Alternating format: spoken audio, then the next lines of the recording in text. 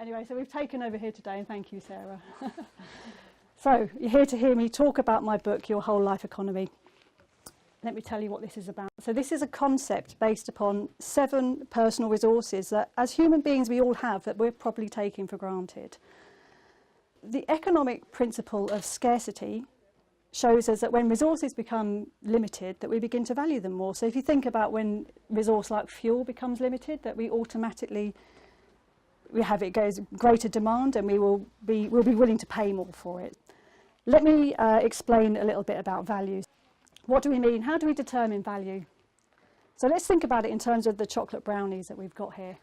You think about the value is made up, you've got the ingredients, you've got the overheads it takes to produce, and then you've got the overheads that the bookshop will put on it, and that sets the price that we're willing to pay. That's the price of the chocolate brownies. And now, perhaps maybe we're going to go away, we're going to talk about the chocolate brownies today, how wonderful they are, and then people are going to start to hear about it. Maybe Adele will come here one day. She'll be wandering around the bookshops, and she'll sit down, have a cup of tea and a chocolate brownie. She'll go away and she'll make a tweet about it. So the chocolate brownies at that bookshop are amazing. Then all of a sudden, people are going to want more of these chocolate brownies. So they're going to be queuing up outside to come and get the chocolate brownies, and then the value increases. But this increased value is nothing to do with the intrinsic worth of the product. It's all to do with perception. So we think about our value is about perception. So what are these 7 personal resources that I've identified? Number 1 is time. Number 2 is attention. Number 3 is physicality. Number 4 is money. Number 5 is wisdom. Number 6 is compassion. And number 7 is joy.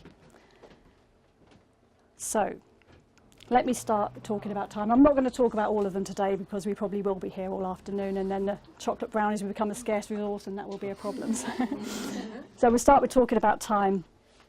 Time is our most precious resource. It is tangible, measurable, non-renewable.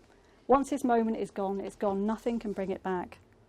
We can't never go back in time. We can never take back a moment. But, how often do we consciously live life in this way? How often do we go through the day thinking about time as our most precious resource? So let me tell you about where this came from. This is really how I started to develop the concept of the whole life economy. The book starts off with a story of me sitting in a traffic jam in Bristol one day. This was in 2006, September 2006. I was in this traffic jam in Bristol, coming home from work one day, and I was sitting in my car, my metal box.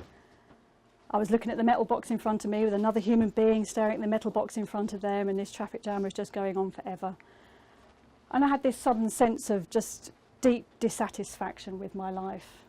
I felt really disconnected from everybody around me, and I was looking around at this sea of human beings, and I just felt no connection whatsoever. And I thought, is this it? Is this the life I set out to create? I'd worked really hard to get to where I was, actually, and I'd done well at work, and I was studying, and all this kind of stuff. I was on some kind of trajectory going somewhere. But I just got this sudden sense that this was not the life I wanted to have. So the event that really had rocked my world was the death of my brother. It had happened in January, this is in September. So he'd died quite suddenly. He was 42. He was alone in his bedroom.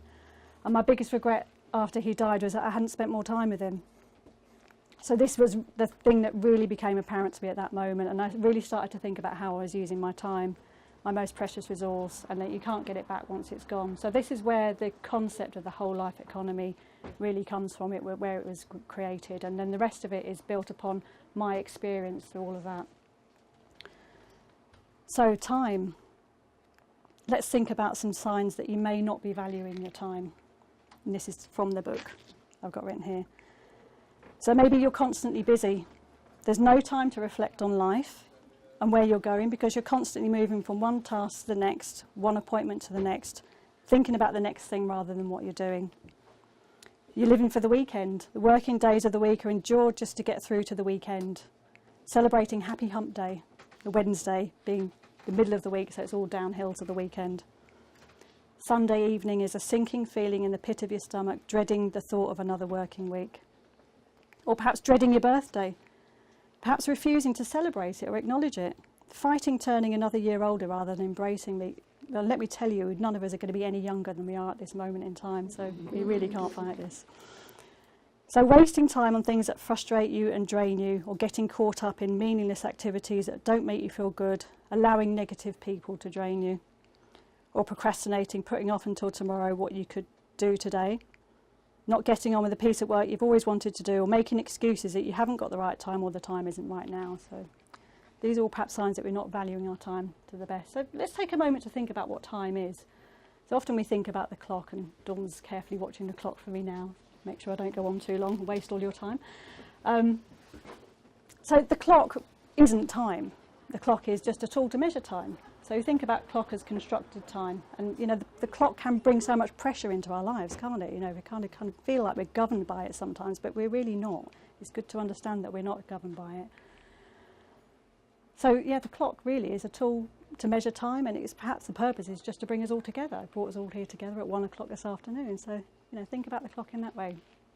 So to experience time, real time, you look up and out of the window. The ever-changing seasons, the constant march of time that we can't control. So we can't control time. So I've got some ideas here about some things that we can do to make sure we're valuing our time better, some simple little tips that you can take away that you can value your time even better with. So number one is present moment awareness, being aware of what's going on in this moment, you know, bringing it back to what's going on now, listening to yourself, and really tuning into to what's going on in life and what's life calling me to do. Now, I think about this because, you know, the present moment, so it doesn't have to be a positive moment to be a powerful moment. I think about this in terms of, you know, and I thought about my brother dying. I went back to work. Within a few weeks I was back to normal. I was back to work, and I was back to my studying, and I was back to doing everything I did. But the moment that really brought me to my knees and made everything change for me was that moment sitting in a traffic jam. And you know, that's actually what happened after that moment is in this book, and how that motivated me to go on from there.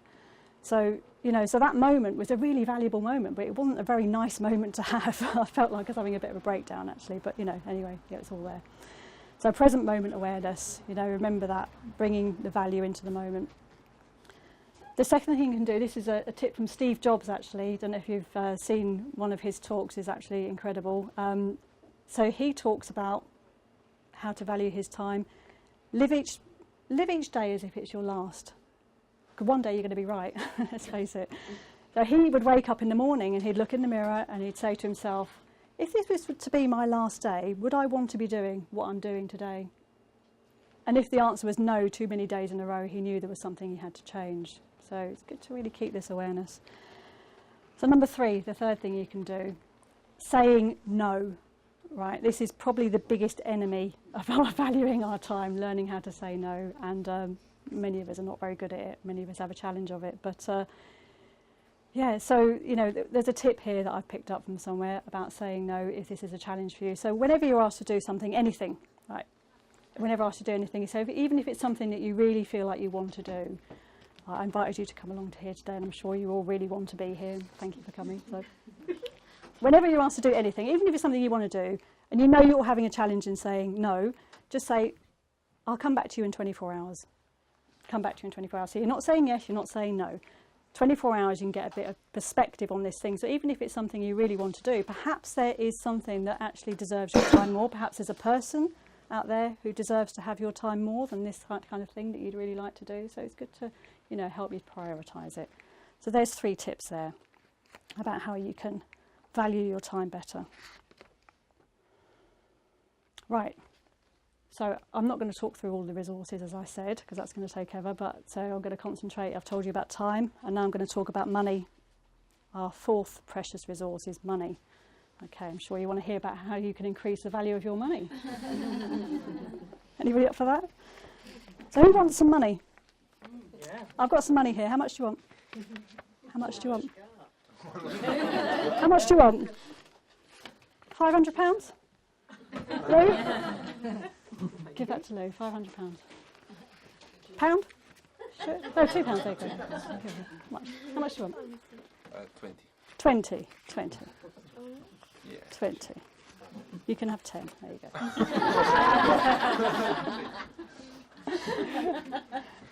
So I screwed up my props here because I was meant to have a real note as well to show you, but anyway, you can imagine I've got a real note. In fact, if I go in Jay's envelope, I probably have got a real note.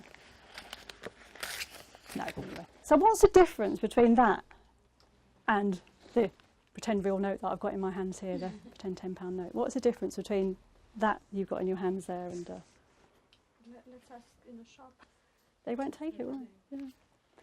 It's fake. It's fake, it's fake. It's fake money. Yeah.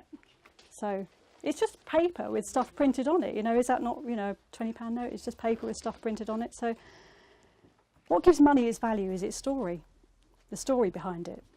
So we trust in the note from the bank because it's got the story behind it. But it's essentially, you know, a piece of paper with printed on it. So the story behind this is that, you know, it belongs to a board game that you can buy houses from and stuff like that.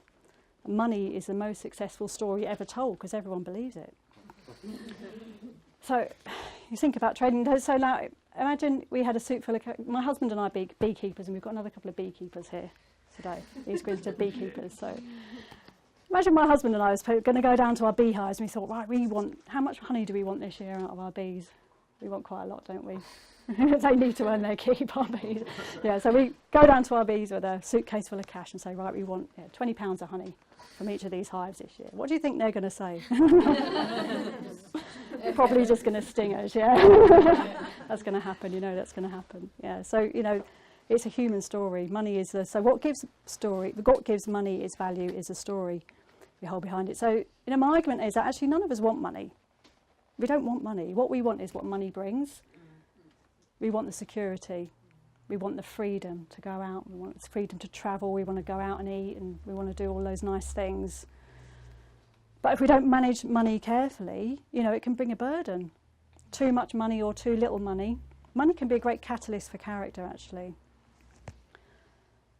So yeah, if we're not careful, it can bring isolation, it can bring burden, it can bring worry. So the trick is to manage the meaning behind money.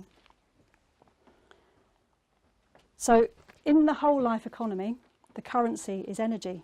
It's not money, the currency is energy. So we either have positive radiating energy or negative draining energy. So the trick is to make sure that you're investing your money so it has a positive return of energy. So I like to think of it like this. So for me, investing in coming out to a local high street like this, a thriving local high street like this, we're so lucky to have this in East Grinstead because so many areas of the country, their high streets are dying. And, you know, if you come down here, you may spend an extra couple of quid on something. This book actually is £8.50 on Amazon, it's £9.99 here. You're going to spend a little bit extra here. But think about what you get back in return. So you're investing in your local economy, you're investing in your local community. And you come down, so for me, coming book shopping is an experience. So, you know, I came here, this is actually my favourite place to come in East Grinstead. I've bought quite a few people here for tea and coffee, chocolate brownies, I know. And, you know, for me, it's about the experience as well. You know, I'm a book lover, you know. So I come in here and I look through the shelves and I probably have to order the book that I want because I haven't got it in, but never mind. And, you know, and I have a chat with John and, you know, last time I came here, actually gave me a little hug, you know, and that's great. Well, you don't get that going to Amazon, do you? So, you know, I'm not saying don't go to your local supermarket. I'm not saying, you know, we kind of need this balance in all aspects of our economy. But, you know, if we're going to get a greater return on our investment, you know, it's about bringing a positive return. So it's not just increasing the value of energy, the value of our money for us, it's increasing the value of the money that we're spending in our communities and where we're putting. So, you know, in the book I talk about, you know, being aware of, being conscious of the supply chains we're supporting and that kind of thing. So this is my concept of it. You know, this book is written from my experience. It's written, you know, my experience, my insights, and the hope is that when people read this book that they will, you know, think about, well, what does this mean to me? Because, you know, my experience and whatever I've said, it may resonate with you, it may not, you know, it doesn't have to. But you all have your own ideas about this. And so what I want people to do when they're reading this book is to think about how they can personalise it. And actually, I believe that the value in this book and in this concept is going to be through other people's experience. So that's what I want people to do. So there are a few things you can do to get involved with. If you like the idea of this concept, there's a few things you can do to get involved and to try and bring this into your life. First of all, you can buy the book today. There's much, much more than I've said, and it's all kind of related around all these different things. You can ask me any questions. If anybody's got any questions about any of these resources, you know, feel free to ask me afterwards. So you can buy the book today.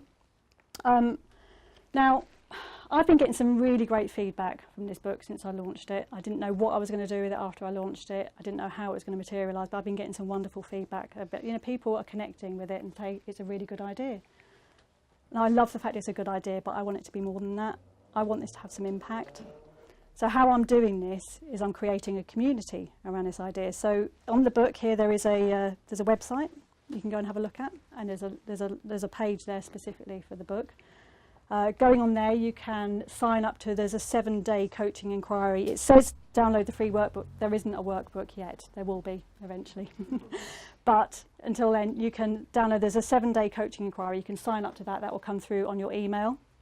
So for 7 days, you get a reflection upon what that particular resource of the day means and a question, so you can think about how you can personalise this in your life. What else is there? There's a Facebook group I've developed, and within the Facebook group, I've been building up a series of resources that sort of external resources that are related to this concept, and I'm building up a library as a membership site on my website you can sign up to. That's all being built up within there, and in the Facebook group that's all put up there once a week. So things like that video I talked about with Steve Jobs was one of the resources, so like links to our resource of wisdom. So that's just, you know, something that people connect to. Yeah, and in that Facebook group as well, actually I'm going to be delivering some exclusive workshops free of charge. And this week coming up, I've got a wisdom workshop with my coach, Kathy Gorrit, who's in Forest Row, and she was actually probably responsible for me publishing this book. So we're going to be delivering a workshop in this group later on this week, and there's going to be lots of things like that happening. So the community is going to be all around trying to get people to bring this concept into their lives so they can understand how it means to them, how it works for them, because, you know, as I said, my experience might mean something to you, it might not, but, you know, people will go away and I think, you know, tomorrow, go out into your lives tomorrow, and it was like, what does that say about saying no? Oh, mum just called and she wants me to do something and I can't really be bothered, but, you know, it's too difficult to say no. So it's just like people, I don't want it to be just a good idea. People think, oh yeah, you know, I want like people to be able to bring this into their lives so it's actually meaningful. So today, it's been filmed. We've got a little station set up upstairs. If anybody feels that they would like to go and sit upstairs and talk about what they've got from today, I would love you to do that. Just go and take like 30 seconds to talk about what this means to you, what you've learned from today, and how you think you may be able to use it in your life. I would love you to do that. And what else? Yeah. So, and also, if anybody wants to stick around afterwards, we can go down and have a cup of tea down in CJ's Cafe, and then, you know, we can talk more about it and, you know, ask me questions. So, yeah, so that's it for today, and thank you all for listening. Thank you for being here.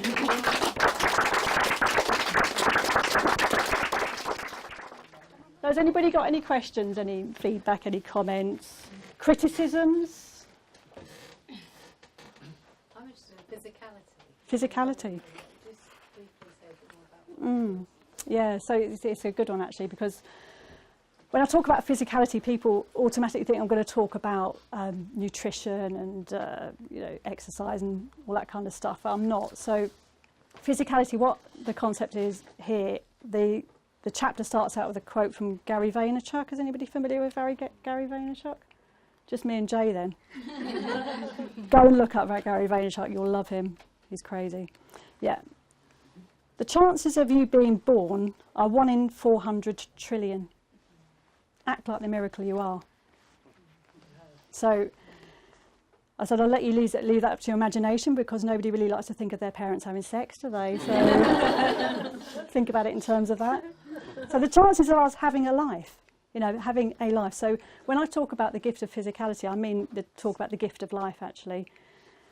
And if we start our day with that perspective about how fortunate we are to have the gift of life, you know, and obviously with my experience, and I'll talk about my brother, you know, this is kind of all come out of that. You know, I've got the gift of life that he doesn't have, so I'm out doing the most I can with it. Yeah. Evidence, yeah. So, you know, so it comes from that perspective, and my argument is, the principle of that is when we value that perspective and we value the gift of life that we've got, that we will treat ourselves better. We will automatically want to eat better. We'll automatically want to look after our bodies better. So I talk about my yoga practice as well, which has been something that's really important to me, and that's helped me to think about my body in a different way. So instead of thinking, oh no, I need to lose half a stone, or better not eat that chocolate brownie, I'm thinking, no, actually I'm really happy for the, what I've got. I've got a fully functioning body, and I can breathe and I can live life today. So yeah, so that's where that comes from. Thank you for asking. Yeah. Olivia, I'd love to know how you actually say that no, and how you, in your book, do you explain how to be present and say no? Okay. I say no a lot in my head, and then when I get to the actual, Tracy, can you work Saturday, Sunday, Monday, Tuesday, Wednesday, Thursday, Friday? Yes comes out. So Yeah. How? We've got the master of saying no there, is my husband. I've learned to say no from you. So the thing is I talk about this in the book really, and there could be many psychological, there's a whole host of reasons about why you can't say no in that moment, and it could take a long time to go into that, but really it is, it's understanding why you can't say no. So what is it that you're getting out of it? So I talk about, actually the kind of probably links to the gift of compassion I talk about. So within the gift of compassion I talk about how important this resource is, because our compassion is a response to suffering, and it's very, very easy for this resource to get drained, and we get compassion fatigue, and all of a sudden we actually switch off to all the suffering in the world because we can't cope with it anymore. But that's when we're starting to think that it's our job to kind of save everybody, So the resource of compassion is actually learning how to ask for help as well. So it's recognising that there's a time to give and then there's a time to receive. So it's understanding there's a balance there. And when we're much more healthy around those kind of boundaries about saying no, looking after ourselves, we are actually much more effective to the causes that we care about in the world. Somebody told me, Olivia, to say the answer's maybe.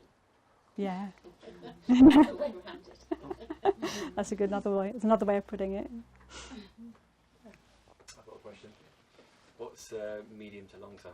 Now you've written this. Oh, now I've written this. Okay. Jay knows. So I've talked about developing my community. Obviously, I'm a life coach, and my passion actually is in one-to-one coaching. I love nothing more than one-to-one relationships with people. And, I love working with people, and I love the idea that, there's going to be kind of a community developing around this, sharing ideas. That's what I'd love. But, my passion is a one-to-one coaching. My coaching is developing around a very, very small aspect of this book, which sits within the wisdom category, and is how to deal with how we respond to uncertainty and self-doubt, and being able to use those uncertainty and self-doubt as positive motivating forces in our life, because it can so often feel very negative and very frightened and build up anxiety around these kind of stuff. But actually my argument is that we don't have to respond like that. We can respond with excitement rather than anxiety. So that's kind of my one-to-one coaching. And actually I had a meeting with my coach yesterday, and we thought about maybe I might write a book on this. We thought about the point it may start. And what else? Actually, I'm not one for setting goals. I'm kind of anti what a normal life coach does. I don't know. There's a lot more coaches like me, but I don't set goals. I don't like setting goals. I like to kind of approach life with excitement, and from the fundamental basis of I've got the gift of life, and then see where it takes me. And that's how this book came about. I never set out to write a book. If I'd have said to me, I need to write a book by a certain time, it would not have happened. So I'm really just putting myself out there, trying to talk about this with a passion, trying to connecting with people through it, trying to promote it, and then just seeing where it goes. So for me, it's like the universe is the limit, I think. Yeah. Let's see where it goes. Yeah, medium to long term. To answer your question. I'm curious, how did you actually write the book? How was the experience of the first sentence you wrote and actually seeing it finished? So it's actually quite a funny story around this, isn't there, Lou? The first part I wrote was that story I talked about at the beginning of being in the traffic jam. And I can't remember why I wrote it. I can't remember why I just felt motivated to write this story. And because I love writing, and I love expressing myself through writing. And Lou and I were on a holiday for a weekend. We went down to Bath, and had I written it in the night even? Had I written it in the night? Oh my God. So we woke up in the morning and I said, oh, I couldn't sleep in the night. I've written this story. And I read her this story. And she said, I want to read the book that's going in. And I said, Louie's not going to go in a book. I'm not interested in writing a book. She said, I want to read the book that's going in. So she had much more faith in me than I had. And, you know, who knows, it did materialise into a book. But actually, I trained to be a life coach. I think I was doing my training at that time. And after that training, I started working with a business coach, and she was very good at getting me to think about what it was I wanted to offer and what is it I wanted to bring to my service. And I came back to that piece of writing, and it kind of developed from there. But I wasn't going to write a book. I wasn't setting out to write something I was going to publish and have a nice little cover on it and stuff like that. And when I decided to write the book, I sat down, and actually, there's another person here, Colin, came to see me that day. Do you remember last day? He came to see me at last April, actually it was, and I said to Colin, I've started writing a book. I didn't tell anybody else. I told Colin. And the process of writing it, I came off social media, shut everything down, and it took about 5 weeks from start to finish. And I loved it. It was such a self-indulgent exercise. I sat down and I just started writing, and all this stuff was coming out. And I kind of had the idea about the concept as well through my coaching, but yeah, so it just started to come out, and it was just such a rewarding process. So I think everybody should write a book, even if you're not going to get it published, even if you've no intention of getting it published. You never know what's going to happen. Write a book about your life, because it's such a wonderful process, and kind of do it without the expectation of publishing it, actually, because it's such a rewarding thing to do, and you never know where things are going to take you. You know, I didn't think I was going to be standing here talking to you. So yeah, thank you for asking. Yeah. I knew you'd write the book. She knew it, yeah. I know. Thank you. Thank you. So you think you live by this, it's sort of within you, and that people should live life to the full more than they do? If they can, yeah. You know, so this is my passion, really. I do have a passion for life, which has come about through my experiences. And so the concept of how I started to understand value is all kind of written in the book. I won't go into that now, but it's something I'm really passionate about. So, I talk about the economic principle of scarcity, is that when resources become scarce, we begin to value them more. Now, so that's an automatic process. Yeah. You know, that's something. So I'm clicking into that kind of automatic process. So the principle is if we are focused upon how precious these resources are in our lives, because I say we're probably taking them for granted. Yeah. You know, how much do we take our time for granted? You know, wisdom, I think it's massively taken for granted. But you know, it's such a precious resource, and we can really use our wisdom. And this is the resource that grows with age. Our wisdom comes from our experience, so it grows with age. You know, and like discounting our elders and things like that. And I think, you know, it's such an undervalued resource. But if we focus on the value and how precious these resources are, then we will automatically begin to, we'll be more discerning about more vigilant about where we use them, and then we'll be more conscious about our consumption as well. So I believe it does really have an impact for societies and, you know, in the world as a whole. Yeah. So I really believe in it, yeah. So that's the idea. Good. Right. Juan. Basically, we are now in a part of the history in which some resources in particular are starting to be not really abundant. It's like but you said it's like when a resource is not abundant is when we realize how important it is, and it's like we start using it in a particular way. Yeah. But nowadays what we see most of the times is right the opposite. It's like we are starting to do nonsenses or even getting other people into troubles because of that. So it's like, what is going wrong there regarding the explanation you give in your book about those resources and how to use them? What do you think is going wrong there? I mean, in a general idea about that. Yeah, so I'm not an expert on any of this kind of stuff, or political expert. You probably know more about this than I do, actually, I'm sure. But, well, I just think it is the concept of value. We don't value enough what we've got in the world, and, you know, and this kind of is apparent in how much waste there is. How much waste ends up in the world. You know, we look at what's happening in our oceans. It's shocking. But, you know, there's a big aspect of, you know, when we value things, we don't waste them. You know, that's a big aspect in this concept. So, yeah, it's like fast food, fast fashion, fast technology. So everything's disposable, and that's what we've become used to. But, you know, so many people we can recognise as individuals and look at that and think, this is not sustainable. But actually, you know, the economy is, you know, the principle of the economy is operated on supply and demand. So the more we invest in cheap rubbish and waste it, the more they're going to keep producing cheap rubbish. But the more we invest in quality, this is an important aspect about our money. If we're investing in quality and we're valuing what we've got, our possessions, we're not going to waste it. We're not going to waste more. So that's going to have an impact on the world. So does that answer your question? Yeah. So we can do this on a personal level. You know, actually I talk about here, beginning of the book,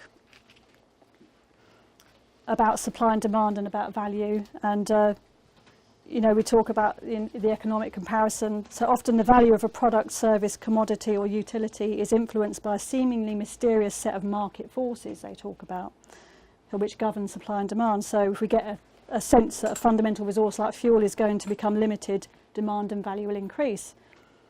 So when these principles are applied to your personal resources, you will learn how to attribute greater value to them. You automatically become more discerning about how you distribute them and more conscious about how you consume. So you'll naturally turn away from those unimportant negative influences that drain you towards it, positive influences that radiate you, as I've already said. But I'll finish off by saying that, you know, you'll come to realise that you are the market force. We're the market force. So it's everyday choices that we make about where to invest our resources that govern the value in our lives and have a real impact on the world. So it's our decisions and our choices that are having a real impact on that. And it brings it back onto an individual responsibility. So this is why I believe in this. I have a question. You know, hearing what you're saying, what I'm interpreting is about just really slowing down and making really conscious, in the moment decision, that conscious decision to say, oh, I'll get back to you in 24 hours, or am I going to spend the money on this product, or am I going to save and wait for that one? But when it comes to joy, I'm really conscious there are lots of people who are anorexic when it comes to joy. You know, actually, that's how do we invoke feelings consciously? And I'm curious as to kind of what your step-by-step sort of suggestions are around embracing joy. Enjoy. So I was listening to a podcast this morning, actually. If anyone saw my Twitter, I was listening to Danielle Laporte. Do anyone know Danielle Laporte? She's amazing. She's doing this series of podcasts at the moment, and I was listening to one about joy this morning, and it's incredible. So she talks about joy isn't an emotion. It's like our fundamental state of being is joy. And we can experience joy in any moment. We can find joy in any moment. And I talk about this in the book, actually, is that joy, you know, we do have to be careful about managing this resource because we can very easily just deny pain. We don't acknowledge it, but actually that's not joy, that's denial. So actually to experience joy is that we're acknowledging pain, we're acknowledging suffering in our lives, but we're kind of not letting it, we don't let it kind of consume us because we can recognise that there is joy in these moments as well. And you know, it's how to keep developing that in difficult moments. And in fact, my resource of the week next week is going to be joy, and it's going to be this special part of this podcast that she talks about, and she talks about how kind of like this state of beingness. So in the book here, I talk about, and I use the example of, I use a quote from Viktor Frankl, Man's Search for Meaning. And let me see if I can find it.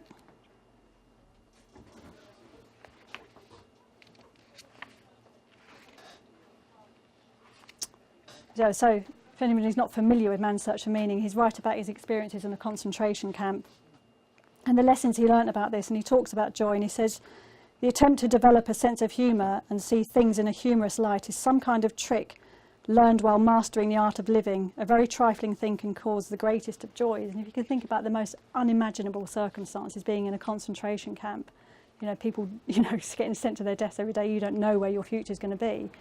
And if, you know, if they can find joy in those moments, we can find joy in our, you know, whatever's going on in our life today. So I, you know, talk about the resource of joy and about how important it is because that does bring us into the present. Talk about present moment awareness. Well, joy brings us into the present. And, you know, joy is often the very simple things in life. And so, you know, I believe if we're kind of focusing on, you know, joy as a resource, actually all the others are probably not as important. That's how to make all the others important. So, yeah, it's a really good one and a challenging one. Does that answer your question? I'm thinking more about sort of like what So again, when I hear that, I think about the Buddhist thing about beauty and looking for beauty.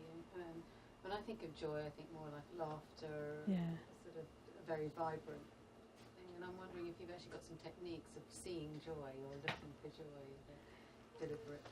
Well, for me, it's it is in nature actually, but that's my personal experience. So it might not be anybody else. I argue in the book, and I say we kind of experience joy like we're going through our Instagram page on a morning and experiencing all these inspirational quotes, but then it's just like forget about them when we're in the traffic jam. But so it's about actually recognising that there is joy in every moment, and perhaps asking yourself that question. When things are difficult or whatever's going on in life, where is the joy in this moment? And there's always joy to be had. So my experience of joy is in nature, really, and my husband and I are passionate about conservation and our animals and all that kind of thing. So it kind of the beekeeping I talked about, we get a lot, we get a huge sense of joy out of our beekeeping, and so it's kind of for me it's a simple thing, but for everybody it's going to be different. So it's just maybe asking yourself that question about where is it for me and what does it mean? What does it mean? Yeah. Good. Great. Finished up. Thanks everybody. Thank you everybody.